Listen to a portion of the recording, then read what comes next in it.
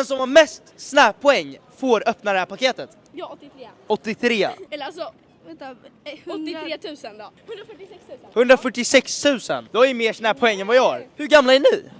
14. 14, okej. Och när började ni använda Snapchat då? 5 man kanske. Hur gammal var man då? Typ 10. Typ 10. 10, okej. Jag kanske började använda Snapchat när jag var... Nej, jag vet inte. Vad gör ni här på Drottninggatan idag då? Vi har shoppat lite. Vi ska på konsert sen. På Lady Gaga. Hur taggar ni på den konserten? Väldigt taggad. Får man höra ett skrik över hur taggad ni är? Ja.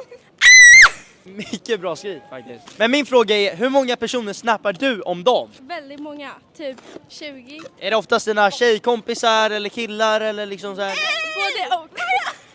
Det är våra flätade bälten från OneWear. Supersnyggt. Har du en äldre bror? Ja. Då passar det här perfekt honom. Superbra. Tack så jättemycket. Våra flätade bälten har vi 5 stycken storlekar, 8 färger. Om ni är intresserade av att köpa en sånt här bälte så gärna det på OneWear.se.